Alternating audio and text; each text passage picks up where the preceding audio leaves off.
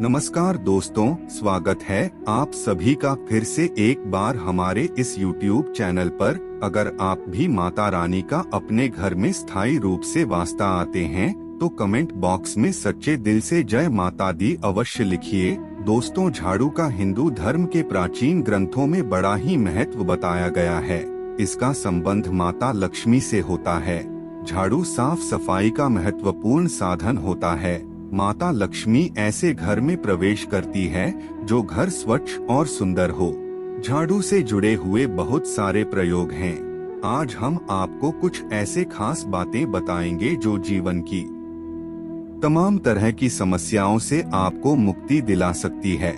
वैसे तो झाड़ू माता लक्ष्मी का प्रतीक माना जाता है। दोस्तों, आर्थिक संपन्नता के लिए कई प्रकार के प्रयोग हम करते हैं, लेकिन दोस्तों कभी कभी छोटी छोटी चीजें बहुत ही ज्यादा मायने रखती है।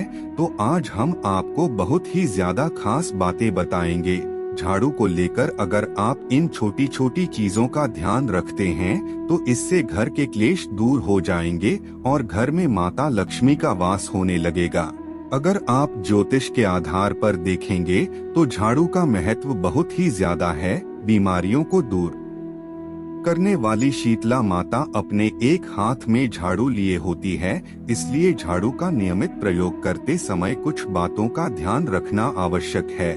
जैसे कि दोस्तों, सूर्यास्त होने के बाद कभी भी झाड़ू नहीं लगाना चाहिए। मान्यता है कि ऐसा करने से लक्ष्मी जी रूठ जाती है। दूसरी तरफ सूर्यास्त होने के बाद झाड़ू तो क्या पोंछा भी नहीं लगाना चाहिए। बहुत ही जरूरी हो तभी झाड़ू लगाएं। तो इन छोटी छोटी चीजों का ध्यान रखना बहुत ही ज्यादा जरूरी है।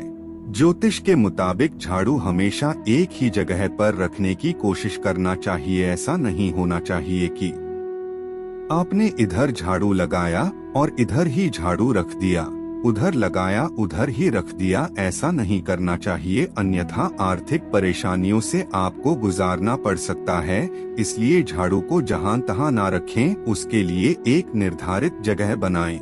दोस्तों, अगर आपको सपने में झाड़ू दिखाई देता है तो इसका मतलब है कुछ आर्थिक नुकसान आपको हो सकता है। इसलिए अगर ऐसा सपने आपको दिखाई देता है तो तुरंत गाय या फिर किसी पौधे को सुना दीजिए और उनसे क्षमा मांग लीजिए। ऐसा करने से स्वप्न का दुष्प्रभाव समाप्त हो जाता है। कुछ समय से, जैसे कि दोस्तों 6 महीने या फिर साल भर हो गया है और घर का झाड़ू खराब नहीं हुआ है, तो ऐसे में भी पुराना झाड़ू फेंक देना चाहिए। इसमें नेगेटिविटी बहुत ज्यादा होती है। ज्यादा पुराना झाड़ू यूज नहीं करना चाहिए और ना ही टूटा फूटा झाड़ू घर में रखना चाहिए। जब भी आप नई झाड़ू उपयोग करें तो शनिवार के दिन से आपको झाड़ू लगाना प्रारंभ करना चाहिए। इससे जीवन में सुख समृद्धि का आगमन होता है। जिस प्रकार आप अपने घर में धन को छुपा कर रखते हैं, उसी प्रकार झाड़ू को भी छुपा कर रखना चाहिए। झाड़ू लोगों की नजर में नहीं आना चाहिए, ऐसी व्यवस्था आपको करना चाहिए। बिल्कुल भी खुले आंगन में खुले आसमान के नीचे झाड़ू नहीं रखना चाहिए, अन्यथा जीवन में परेशानियां बढ़ जाएंगी। क्योंकि जब आप खुले आसमान के नीचे झाड़ू रखते हैं तो जीवन में कष्ट बढ़ेगा, इसलिए ऐसा ना करें। जब भी आप अपने घर में झाड़ू को रखते हैं तो हमेशा ढक कर रखने की व्यवस्था करें। वैसे तो झाड़ू रखने की सही दिशा उत्तर पश्चिम होती है, तो आप उसी दिशा में रखने की व्यवस्था करें। झाड़ू को कभी भी किचन में ना रखें। और दूसरी बात, झाड़ू लगाते समय कभी कभी ऐसा होता है घर में जूठा इधर उधर कर देते हैं। उस समय झाड़ू से समेट कर साफ सफाई बिल्कुल भी नहीं करना चाहिए। पहले उसे कपड़े से साफ करना चाहिए, फिर झाड़ू से साफ सफाई करें तो यह बढ़िया होगा। माता लक्ष्मी को धन की देवी को माना जाता है और उनका निवास झाड़ू में होता है। इसलिए कभी भी झाड़ू को पैर से नहीं मारना चाहिए, नहीं तो माता लक्ष्मी रूठ जाती है। और झाड़ू को कभी भी खड़ा करके नहीं रखना चाहिए, नहीं तो खड़े खड़े माता लक्ष्मी वापस चली जाएंगी। और दोस्तों, एक बात याद रखें, जब आप घर में साफ सफाई करते हैं तो हमेशा झाड़ू को साफ रखें। अगर झाड़ू गंदा हो गया है तो उसे धोकर सुखा लें। दोस्तों, भूल कर के किसी को झाड़ू से नहीं मारना चाहिए, क्योंकि ऐसा करने से माता लक्ष्मी का अपमान होता है। इसलिए इस बात का आपको ध्यान रखना चाहिए। धन की परेशानियों से बचने के लिए झाड़ू के निमित्त एक छोटा सा प्रयोग आप कर सकते हैं। जब भी आप नए घर में प्रवेश करते हैं तो नई झाड़ू लेकर प्रवेश करें और पुराने घर में जो झाड़ू आपने इस्तेमाल किया है उसे आपको फेंकना नहीं है, उसे भी लाना है। पुराना झाड़ू को आपको लाते ही इस्तेमाल ना करें। थोड़े टाइम के बाद आप इसे इस्तेमाल कर सकते हैं, लेकिन पुराने घर में झाड़ू को छोड़ कर नहीं आना चाहिए। माना जाता है ऐसे में लक्ष्मी जी वही रह जाती है। जब आपको लगे कि घर में परेशानी बहुत ज्यादा है, तब किसी मंदिर में माता लक्ष्मी को प्रसन्न करने के लिए झाड़ू का गुप्त दान कर सकते हैं। तो दोस्तों, आज हम आपको बताएंगे कि रात में झाड़ू के नीचे क्या छुपा कर रखने से धन की देवी लक्ष्मी की कृपा बरसती है। जब रात में आप झाड़ू को रखते हैं तो हमेशा ही घर के मुख्य दरवाजे के अंदर झाड़ू रखे, यानी कि दरवाजे के पास लेटा कर रखे, खड़े करके नहीं रखना चाहिए।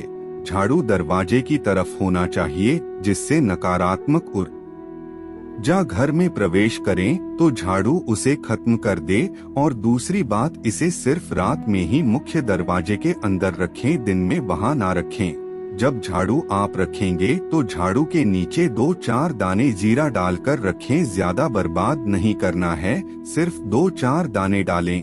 सुबह जब आप सफाई करते हैं तो झाड़ू लगाते समय 2 से 4 दाने जीरे के डालें और इस जीरे को भी झाड़ू लगाकर कूड़े के साथ बाहर फेंक दें। इससे धन से संबंधित समस्या दूर होती है। आप इसे चाहे तो रोजाना भी कर सकते हैं, लेकिन अगर आप शुक्रवार के दिन करेंगे तो अच्छा रहेगा। आपको ध्यान रखना है, जब भी आप मंदिर में झाड़ू का दान करें तब आप एक बात का ध्यान रखें कि इसकी संख्या 1 हो या फिर 3 हो। जोड़े की संख्या में झाड़ू आपको नहीं खरीदना है। एक और चीज है, कभी कभी छोटे बच्चे अचानक से झाड़ू लगाते हैं तो इसका मतलब है घर में कोई मेहमान आने वाला है, तो पहले से तैयारी आप शुरू कर दीजिए। तो दोस्तों, यह थी झाड़ू से जुड़ी विशेष बातें। तो अब हम आप लोगों को एक और खास उपाय बताएंगे। साथ ही एक बात हमेशा याद रखें, ज्यादा पुराना झाड़ू मत यूज कीजिएगा, अन्यथा आप झाड़ू का जितना पैसा बचाएंगे उससे ज्यादा खर्चा हो जाएगा। कहाँ खर्चा होंगे आपको पता भी नहीं चलेगा। व्यर्थ के कार्यों में आपका पैसा खर्चा हो जाएगा। मोर पंख की झाड़ू से, अगर आपके घर में मोर पंख है तो उसे लेकर सुबह के समय या फिर शाम के समय अगर किसी बच्चे को झाड़ा देते हैं तो उसकी नजर उतर जाती है। अगर आप मोर के पंखों से भगवान को हवा करते हैं तो इसे सकारात्मक ऊर्जा बहती है। मोर पंख का झाड़ू लेकर अगर पूरे घर में घूमते हैं तो घर की नकारात्मकता दूर हो जाती है। झाड़ू के हैंडल में लाल मौली धागा या फिर सफेद धागा बांधना चाहिए। जब भी आप नए झाड़ू लेकर के आते हैं तो इससे घर में माता लक्ष्मी स्थिर रूप से वास करती हैं, इसलिए लाल रंग का या फिर सफेद रंग का धागा जरूर बांधना चाहिए। तो दोस्तों, आज के लिए बस इतना ही। हमें उम्मीद है जानकारी आपको पसंद आई होगी। फिर मिलते हैं एक नए और ताजा एपिसोड में। तब तक के लिए नमस्कार।